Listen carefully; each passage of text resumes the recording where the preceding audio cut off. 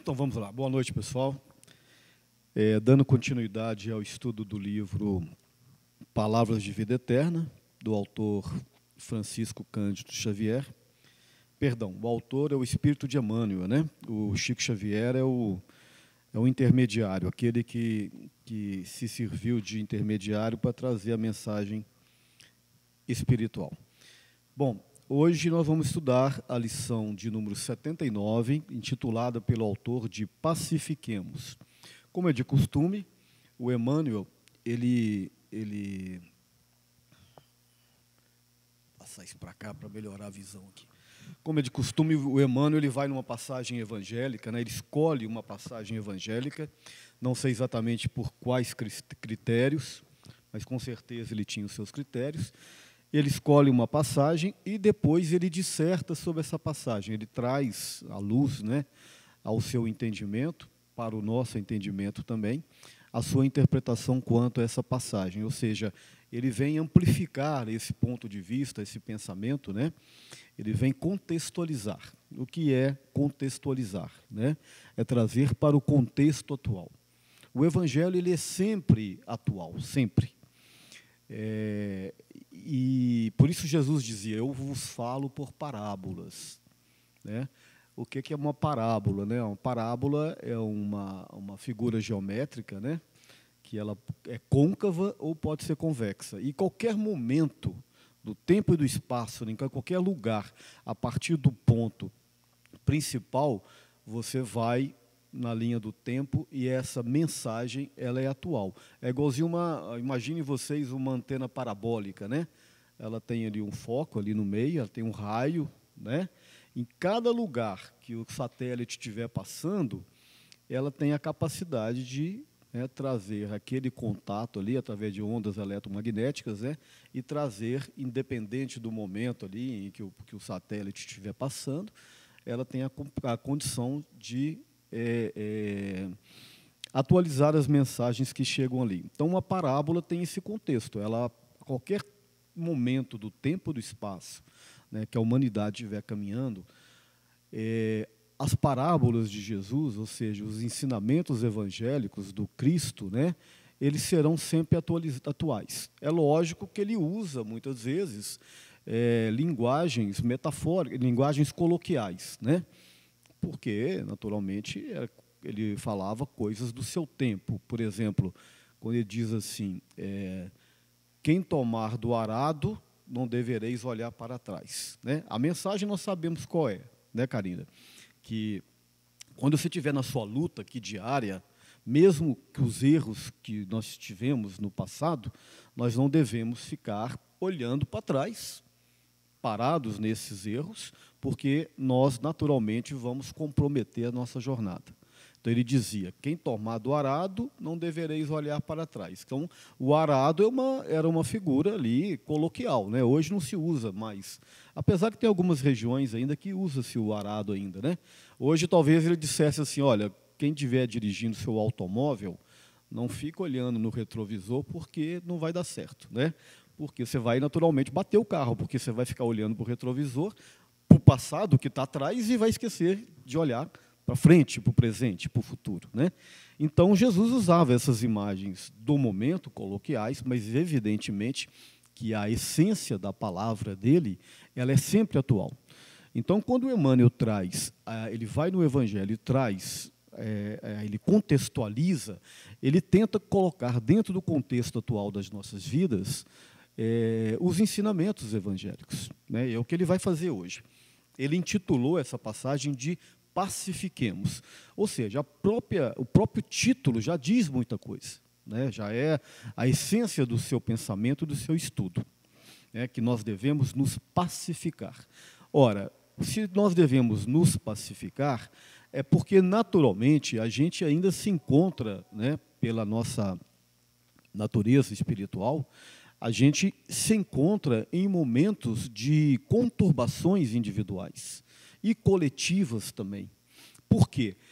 Porque nós estamos num processo de aprendizado. Imaginem vocês que nós somos estudantes, matriculados numa escola, né? Nós entramos lá no ensino primário e vamos sair, se tudo der certo, lá no na graduação, na pós-graduação, no doutorado, enfim. Então, nós somos estudantes que estamos ainda nos anos fundamentais, digamos assim. Então, os erros fazem parte do nosso processo de aprendizado. Sendo assim, todos nós carregamos dúvidas, limitações, tormentas interiores, inseguranças, ansiedades, dúvidas. Isso faz parte da nossa característica espiritual, porque nós somos praticamente ainda crianças espirituais. Cometemos erros que são primários, né? Então, quando ele diz pacifiquemo-nos, é porque, na verdade, muitos de nós, inclusive eu me incluo, naturalmente, nos encontramos ainda atormentados, nos encontramos ainda em conflitos interiores. Por quê? Porque nós temos, todos nós, estruturas emocionais e psicológicas que são kármicas. Imagine vocês, nós temos segundo a gente aprendeu no Espiritismo, acredito que a teoria espírita nesse contexto esteja certo, nós somos espíritos que temos uma bagagem espiritual muito complexa, né? Se for verdade a teoria da reencarnação, né, eu digo assim, se for verdade, porque eu não posso levar a vocês aquilo que eu considero a minha verdade, né? Para mim nesse momento, sem dúvida nenhuma, eu não tenho dúvida com relação a isso, mas alguém pode não acreditar, e é natural que as pessoas tenham suas dúvidas. Mas, enfim, se for verdade a crença da reencarnação, nós trazemos no âmago do nosso espírito, no nosso subconsciente, toda uma bagagem de histórias espirituais muito complexas. Muito complexas. Quando a gente recorre a um terapeuta, um psicólogo ou uma psicóloga, né, porque às vezes nós não estamos sabendo lidar com os problemas emocionais, muitas vezes esses terapeutas, né, eles vão aonde? Eles vão lá na nossa infância, né? Eles vêm trazendo processos na infância, processos que passamos na nossa adolescência, para ele entender a nossa estrutura emocional. E depois fazer uma análise, e dentro dos seus conhecimentos, ele vai nos estimulando a nós mesmos a encontrarmos os nossos caminhos, né? Bom, então imagine vocês que uma criatura, tomando como base apenas essa existência, ela já é uma criatura altamente complexa, né? Muitas pessoas foram educadas em lares equilibrados, muitas, mas a grande maioria não. Basta a gente fazer uma análise aí, né, da nossa sociedade e ver o que acontece no nosso dia a dia, né? Então, muitos lares, infelizmente, não existe equilíbrio, não existe amor, não existe segurança, a gente vê muito violência doméstica, a gente vê muito abandono das crianças pelos pais, a gente vê uma crise econômica, né, muito em função do momento que nós estamos vivendo da pandemia, a gente vê problemas de pais com alcoolismo, com drogas, adultérios, uma série de coisas que acontecem dentro do ambiente familiar que causam naturalmente traumas nas crianças, né? E uma série de outras coisas. Eu não vou aqui nem colocar as coisas mais graves, mas vou pegar algumas, né? Violência sexual dentro do lar, crianças que são violentadas, até mesmo pelos pais, né? Violência física, que muitas crianças passam, violência física que as crianças muitas vezes presenciam dos pais, o que trazem traumas infantis muito severos, né? Uma série de coisas. Bom, então imaginem vocês, então, que se a gente amplificar esse ponto de vista psicológico e emocional da criatura para uma série de vidas que nós trazemos dentro da teoria reencarnacionista, imagine o que nós temos dentro dos nossos inconscientes emocionais.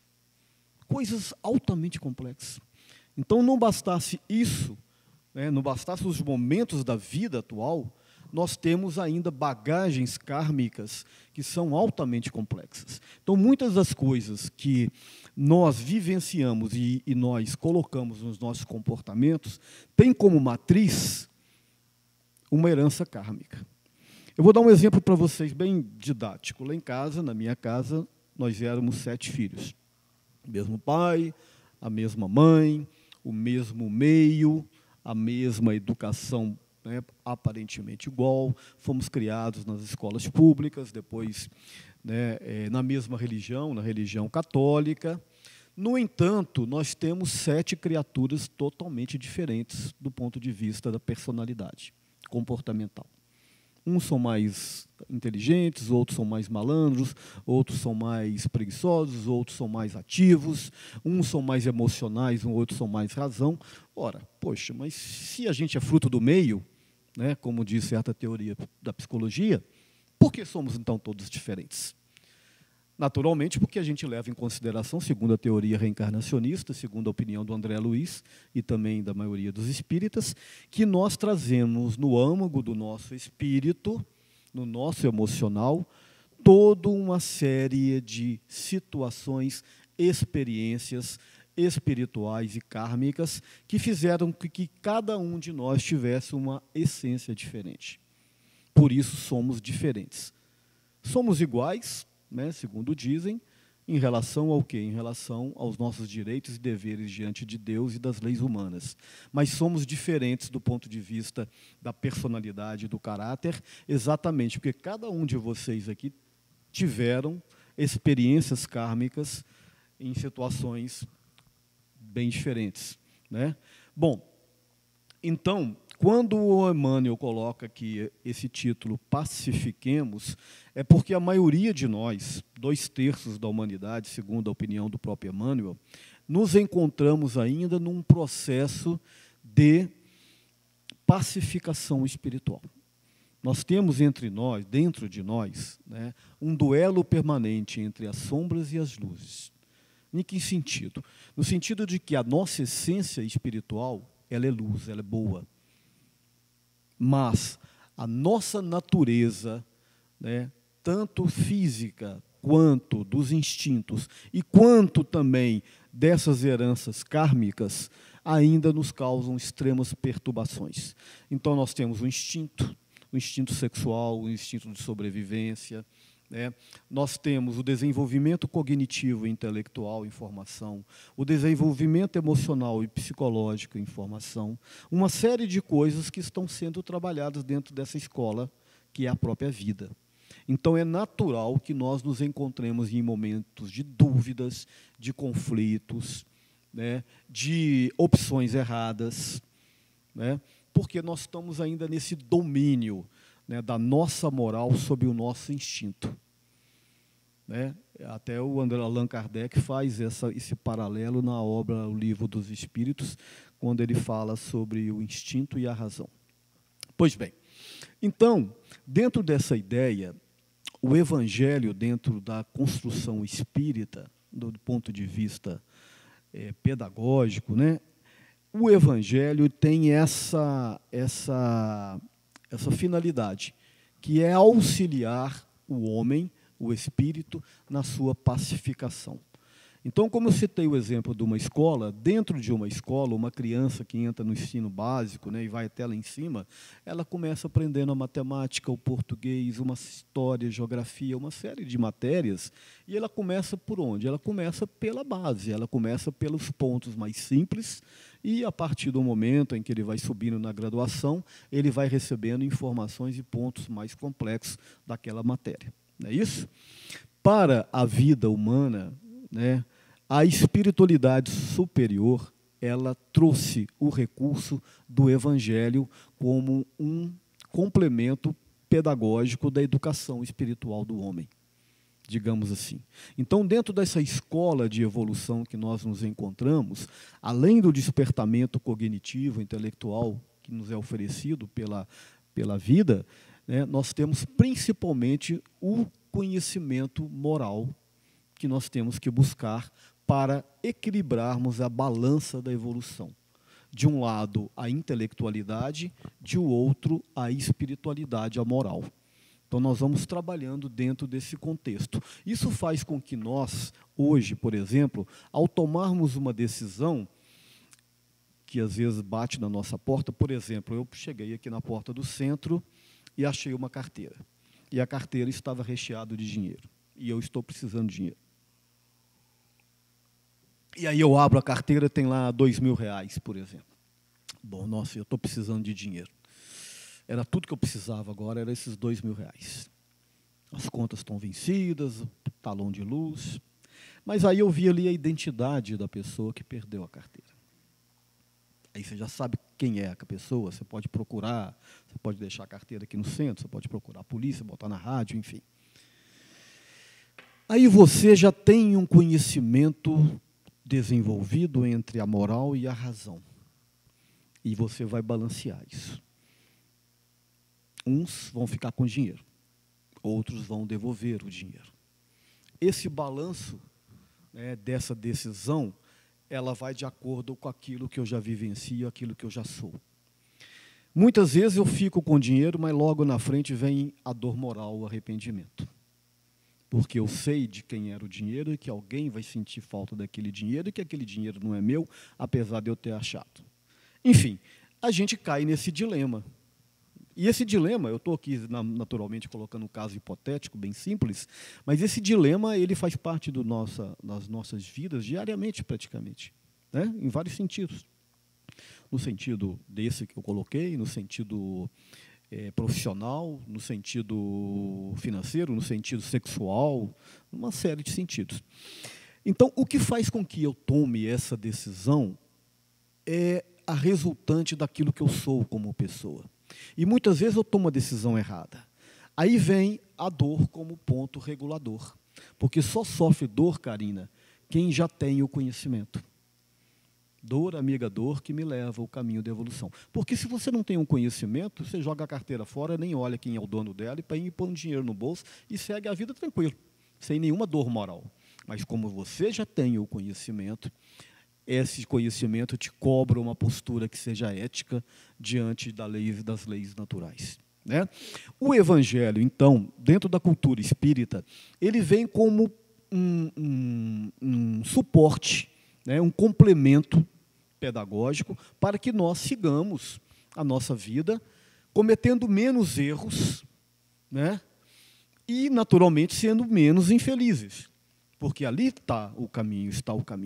E é importante dizer, porque alguém pode pensar, poxa, mas se o Evangelho é esse suporte da moral do homem, e as pessoas que não conhecem o Evangelho, as pessoas que estão em outras culturas, né, elas têm outros métodos, né? Até porque a proposta do Cristo com a humanidade é uma proposta bem equitativa. O que eu quero dizer? Todas as culturas receberam, ao longo do tempo, emissários do bem. Se a gente vai para a cultura indiana, você tem lá os profetas indianos, você vai para a cultura chinesa, você tem Confúcio, você tem, né, você vai para os orientais, você tem Buda, também na China, aí você vai para enfim. E se a gente colocar em estudo a essência dessas religiões, nós vamos ver que elas falam basicamente da mesma coisa. Basicamente. Pois bem, então por que nós estudamos o Evangelho dentro da cultura espírita? Porque a espiritualidade entendeu que os ensinamentos de Jesus, eles são a síntese da lei de Deus, ou seja, não precisa mais nada. Aqui está tudo. A nossa grande dificuldade, naturalmente, é a vivência desse Evangelho. E por quê? Porque, segundo sugere aqui o Emmanuel, nós precisamos nos pacificar. E como nos pacificar? De diversas maneiras. Uma das maneiras é isso que vocês estão fazendo aqui, sentados aqui numa noite de segunda-feira nos ouvindo, né? E dentro de todos os arranjos que a vida nos coloca, nós temos todas essas oportunidades diárias de pacificar o nosso Evangelho. Pois bem, então vamos ao texto propriamente dito. O Emmanuel vai lá em Mateus 5:9. Bom, por que ele vai lá em Mateus? Porque Mateus foi um desses que ajudou a estruturar o Evangelho. Como assim? Ora, o que é o Evangelho? É a mensagem dos anjos, né, que foi trazida pelo Cristo na sua passagem na Terra, assim também como outros missionários. Os apóstolos, os discípulos, foram aqueles que presenciaram a vivência de Jesus e, naturalmente, são aqueles que registraram. Então, nós temos os evangelhos canônicos e os apócrifos, né? Os canônicos foram aqueles que foram aceitos pela igreja na sua estruturação. Bom, mas nós temos outros também, como, por exemplo, Paulo de Tarso, né? Paulo foi um grande responsável pela estruturação didático-pedagógica do Evangelho. Tanto que ele sai de Israel, ele sai de Jerusalém e espalha a mensagem do Cristo pelo mundo ocidental, né? Eu estava assistindo um filme de sábado à noite, que se vocês tiverem oportunidade de assistir, quem tiver o Netflix, chama-se Paulo, o Apóstolo do Cristo. Oi, é um filme belíssimo, né? Lógico que a história de Paulo não dá para você sintetizar em 2 horas, né? Mas tinha um dado interessante lá, que Paulo viajou 16 mil quilômetros a pé, imagine, há 2.000 anos atrás, 16 mil quilômetros. Então ele foi em cidades, né? Ele foi na Grécia, ele foi em Atenas, ele foi no norte da África, ele foi para a Europa, ele foi até Roma. Então ele foi este homem que levou a palavra de Jesus, né? Ele era chamado de apóstolo dos gentios, porque todos aqueles que estavam fora da Judéia eram chamados de gentios. Todos aqueles que não professavam a fé judaica eram chamados de gentios, né? Então Paulo leva esse evangelho, essa mensagem de Jesus para o mundo ocidental. Então ele foi o grande evangelizador, né? Ele foi o grande responsável pela popularização da mensagem de Jesus. E por que isso é importante? Porque o mundo começa a se pacificar, principalmente o mundo ocidental, através da mensagem do Evangelho. Por mais que pareça paradoxal, por quê? Porque a implantação do cristianismo, ele trouxe, num dado momento, também muita violência. Muita violência. Por quê? Porque aqueles que se tornaram, né, os pacificadores, ou pelo menos se achavam os pacificadores, foram os que começaram a também implementar a guerra e o ódio, porque passaram-se a serem os detentores do poder. O poder militar de Roma fora substituído pelo poder religioso. E aí houve esse conflito. Então, quando a gente fala hoje em evangelizar, é uma palavra que para alguns não soa muito bem. Por quê? Porque, principalmente na Idade Média, a colocação, a evangelização foi usada como um método de violência e de exploração. Mas, como a gente traz para o contexto atual, a evangelização hoje ela funciona realmente na sua essência do ponto de vista de levar a palavra do Evangelho para que as pessoas pudessem e possam se pacificar, né? E não mais como forma de domínio do poder de um homem sobre o outro. Bom, isso é mais complexo, mas vamos ao texto. Então ele vai aqui em Mateus, aonde Mateus diz assim: bem-aventurado os pacificadores, porque serão chamados de filhos de Deus.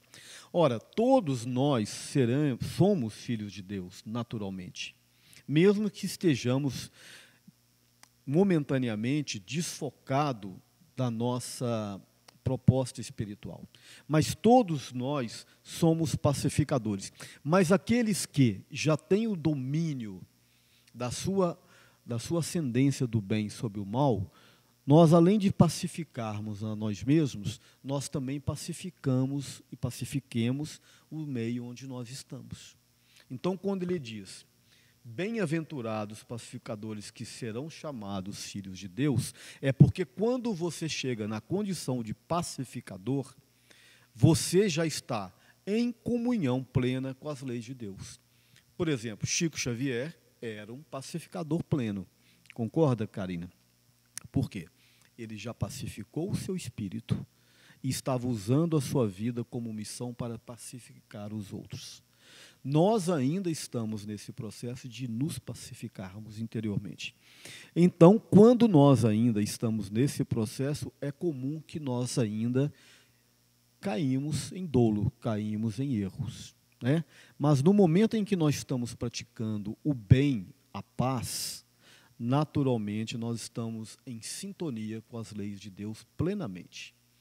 Então, quando ele diz, bem-aventurados pacificadores que serão os filhos de Deus, é porque aí a gente já está, se a gente chegar nessa condição permanente de pacificadores, nós já estamos em sintonia plena com Deus. Ou seja, nós já estamos numa graduação mais elevada da nossa escola. Nós saímos já do ensino fundamental e já vamos para os ensinos superiores. Pois bem, e aí o Emmanuel diz assim, a partir dessa passagem, ele diz assim, não adianta estender a guerra nervosa. A contradita esperar-te-á em cada canto, porque a paz é fundamento da lei de Deus. Então, a paz é fundamento da lei de Deus. Alexandre, mas o mal não é fundamento da lei de Deus? Não, Deus naturalmente não produz o mal. Ele produz o homem e as oportunidades e o seu livre-arbítrio. Essa, inclusive, foi objeto de estudo, dos antigos, de Santo Agostinho, lá nos seus livros, na sua filosofia patrística. Foi também objeto dos gregos, com Platão, essa ideia de entender o bem e o mal. Os maniqueístas também, que era uma corrente que dizia que o mundo estava dividido entre o bem e o mal. Até no começo da sua vida, Santo Agostinho, ele era um maniqueísta, ele dizia que tudo era o bem ou era o mal, até que depois ele tomou uma outra concepção, que é a concepção, aliás, que o Espiritismo até hoje aceita, e a ideia que o Espiritismo difunde, que o bem é a essência do espírito.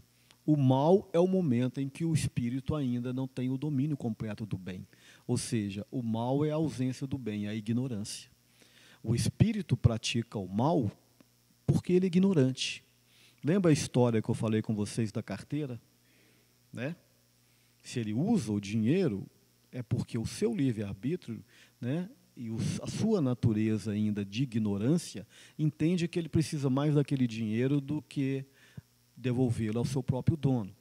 Então, ou seja, ele tem uma ausência, ele é ignorante, mas só não no sentido da ignorância, no sentido da falta de conhecimento, das coisas, mas da vivência do conhecimento, principalmente. Então, essa ideia que Santo Agostinho tinha da natureza do bem e do mal, e a ideia também que o Espiritismo difunde, que o mal é exatamente reflexo da ignorância humana, que o homem pratica o mal realmente porque ele não tem domínio da sua razão e do seu conhecimento pleno, que a partir do momento que ele tem, ele não pratica mais o mal, ele pratica o bem. Isso é um reflexo da sociedade. Se a gente olha as sociedades humanas, se hoje nós ainda não estamos muito bem, mas nós éramos muito piores. Então, a tendência é que nós vamos, como seres humanos e como coletividade terrestre, cada vez mais tendo conhecimento através das vivências e das coisas, e cada vez mais sendo espíritos melhores e uma coletividade melhor. É a lei da evolução. Então, não adianta estender a guerra nervosa, contradita, esperar-te-á em cada canto, porque a paz é fundamento de Deus. Observa as catástrofes que vão passando. É o que Emmanuel diz. Essa lição, gente, ela cabe muito dentro desse momento que nós estamos vivendo agora. Vocês vão ver isso aqui. Observa as catástrofes que vão passando. Vezes sem conta, o homem se faz lobo do próprio homem, destruindo o campo terrestre. Isso aqui é até uma fala, tem uma fala parecida do Thomas Hobbes, que o lobo era o lobo do homem no seu livro que se chama O Leviatã. Thomas Hobbes era meio negativista, meio pessimista, perdão, e ele dizia que o homem era o grande desafio do próprio homem. Mas é dentro desse contexto que nós estamos dizendo mesmo, dessas duas naturezas, essas sombras e essas luzes que ainda moram dentro da gente. Tem até uma historinha que eu acho que eu já contei aqui, mas quem não ouviu vai ouvir, quem já ouviu vai ouvir de novo, que tinha um chefe Sioux, muito respeitado lá nos Estados Unidos, lá 1800 e alguma coisa. E aí, certa vez, né, depois daquele processo ali de expansão do meio oeste americano, mataram muita gente, né, e aí um repórter lá de Nova York, entrevistando ele, perguntou assim, por que os indígenas, né, eles têm esse comportamento duplo, né? Muitas vezes eles são aparentemente muito dóceis, muito até ingênuos, e em outros momentos são extremamente violentos, né? Aí esse chefe Sioux, dentro da sua sabedoria, né, ele disse assim, que nós temos dois lobos se degladiando dentro de nós. Um lobo muito mau e um lobo muito bom. Aí o rapaz pergunta assim, e qual vence a batalha? Ele respondeu, aquele que eu alimento mais. Então a nossa natureza é muito parecida com essa história, né? E é isso mesmo, nós temos dois lobos, nós temos ainda dentro de nós essas dúvidas, essas batalhas, né? Da natureza muito animal, da natureza ainda muito irracional, e a outro lado a nossa essência humana, a nossa essência espiritual, que é naturalmente boa. E nós estamos permanentemente nos degladiando. E quem vai vencer a batalha é aquele que eu alimento mais. O exemplo é o que nós estamos fazendo aqui. Vocês estão aqui alimentando o lado bom, né? Senão vocês não estariam no centro espírita. Então nós vivemos assim, entre sombras e luzes, dentro desse processo de pacificação interior. Vulcões arruinam extensas regiões, mas Deus restaura as paisagens dilaceradas. Quando ele fala Deus aqui, gente, é importante nós dizermos isso, que Deus não age diretamente na matéria, né? A gente tem uma vaga concepção de Deus. Nós ainda temos muito pouca capacidade de entender a natureza divina. É. No passado, a gente entendia o Deus na natureza, na matéria, nas árvores, nas plantas, nos astros, né? Depois a gente avança, a gente constrói a ideia dos deuses politeístas, né?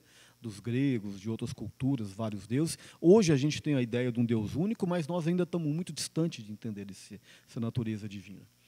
Lá na questão 10 do Livro dos Espíritos, inclusive, o Allan Kardec pergunta se é permitido ao homem adentrar na essência de Deus. A espiritualidade diz a ele assim, não, falta-lhes um sentido. Então ainda nos falta um sentido de entender a natureza de Deus, que é o sentido da moral, é o sentido da espiritualidade plena. O entendimento de Deus, de Jesus, é muito mais avançado do que nós. O entendimento de Deus do Chico Xavier também é melhor do que o nosso. É a prática plena do bem. Né? Mas, enfim, então nós estamos ainda distantes de entender. Então, quando a gente fala aqui que, né, depois das catástrofes, né, Deus em colocar as coisas nos seus devidos lugares, são as próprias leis naturais, as próprias leis divinas, vêm fazer com que as coisas se assentem. Tanto nas catástrofes físicas, quanto também nas questões espirituais. Maremotos varrem cidades, mas Deus indica-lhes outro lugar e ressurgem mais belas. Há poucos anos atrás, deve ter coisa aí de uns 10 anos, 8, 10 anos, né? Nós tivemos aquele tsunami, né? Lá no Pacífico, né? Foi isso? Né, Mário? Cidades foram destruídas, né? Regiões litorâneas foram devastadas. Hoje, se você voltar lá, nós vamos ver paisagens totalmente renovadas, né? A própria natureza vai se ajustando, o homem vai construindo novas cidades, enfim. Aliás, várias civilizações já vieram e foram embora. Vira e mexe, a gente vê aí escavações, né, da ciência que descobrem cidades de 20, 30 mil anos, civilizações evoluídas, né, que a gente nem tinha ideia que existia. Terremotos trazem calamidades aqui e ali, mas Deus reajusta a fisionomia do globo. Moléstias estranhas devastam populações inteiras, mas Deus inspira a cabeça de cientistas abnegados e liquida as pandemias. Então, Emmanuel escreveu isso aqui em 1950 e poucos. Né? Então, é o que nós estamos vivendo hoje, exatamente hoje, né, com a pandemia do coronavírus, né? Então, gente, não é que dizer que Deus manda a desgraça para o homem, absolutamente. Mas essas pandemias, esses acontecimentos, têm todo um desenho espiritual. Tem todo um porquê. Muitas vezes a gente não sabe explicar. Mas o fato é que... já deu? Sim, falta 5 minutos? Deu? O fato é que essas catástrofes, inclusive com relação a doenças, moléstias e pandemias, elas têm todo um desenho espiritual. Tem todo um sentido. E o sentido é exatamente chacoalhar a humanidade para a gente repensar e rever as nossas vidas e o nosso futuro, mesmo que através da dor, do sofrimento. É lógico que a gente tem que ter um olhar de solidariedade, de compaixão, né, para as pessoas que estão desencarnando, mas ninguém vai desencarnar sem que tenha uma justiça divina envolvida. Assim também, quando nós chegarmos no nosso momento de desencarne, é porque tem todo um porquê e um ajustamento e um sentido espiritual. Porque senão a gente ia trabalhar com a ideia do acaso.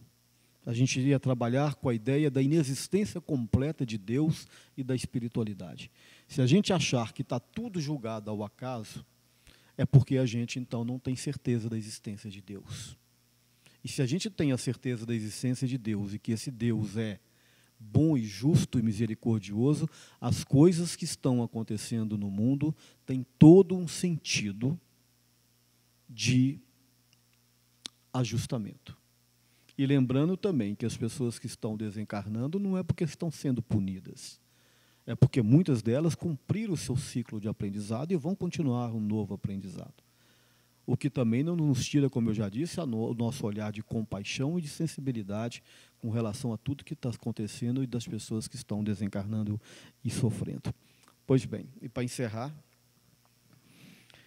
tempestades de quando em quando sacodem largas faixas da terra, mas Deus, pelas forças naturais, é onde eu digo para vocês, porque Deus não age diretamente na matéria, como diz Allan Kardec no Livro dos Espíritos, mas usa os seus propósitos divinos para a execução da sua obra. Quer dizer o quê?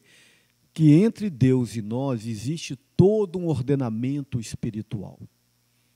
Existe toda uma hierarquia espiritual. Aqueles que desencarnaram, ou aqueles que já viveram nesse mundo e hoje se encontram em situações mais evoluídas, são aqueles os agentes, né, para a execução da obra divina. O Cristo é um exemplo dele. Então existe todo um ordenamento no mundo espiritual. Não pensem vocês que nós estamos entregues à nossa própria sorte. Não pensem vocês que todos aqueles que estão desencarnando hoje, por essa moléstia e também por tantas outras coisas, estão abandonados no plano espiritual.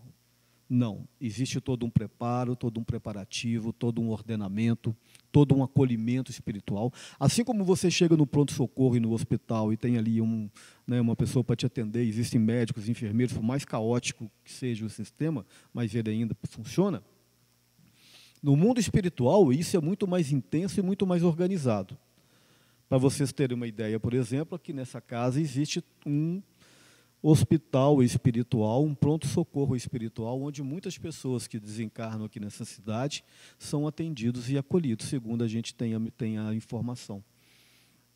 E depois, sim, eles são encaminhados para cada um dentro do seu plano espiritual, que ele é peculiar, que é merecedor.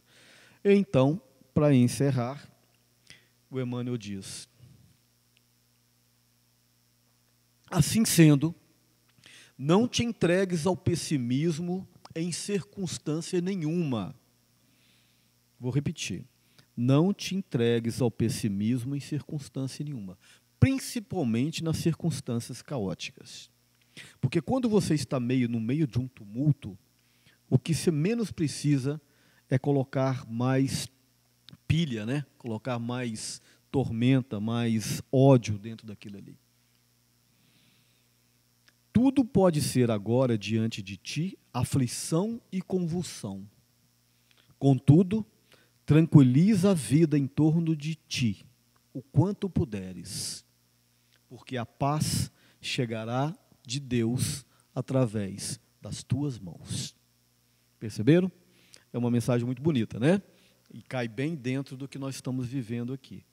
Então, ele está dizendo que Deus chegará até nós através das nossas próprias mãos. Porque, assim, gente, Deus, dentro da concepção espírita, ele deu ao homem o conhecimento.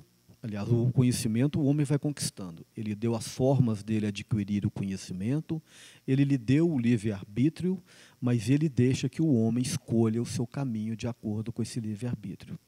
Uma mãe realmente zelosa, carinhosa e inteligente, ela não faz tudo pelo filho. Ela ensina, e a partir do momento em que o filho começa a andar e começa a fazer as suas escolhas, ela deixa que ele caminhe e ele aprenda através do seu próprio esforço. Assim também Deus age para conosco. Ele nos deu tudo. Ele nos deu o conhecimento, nos deu o espírito, nos deu o livre-arbítrio, nos deu um corpo para manifestar esse espírito, nos dá a reencarnação como oportunidade de aprendizado desse espírito, ele nos dá os desafios e as conturbações como forma de potencializar esse espírito, mas ele deixa a cada um conforme as tuas obras. Ou seja, somos nós, através da nossa vontade e do nosso esforço, com as nossas mãos, que vamos pacificar o nosso próprio espírito. Essa é a mensagem da noite. Agradeço a vocês o carinho, a atenção, desejando a todos muita paz. Obrigado.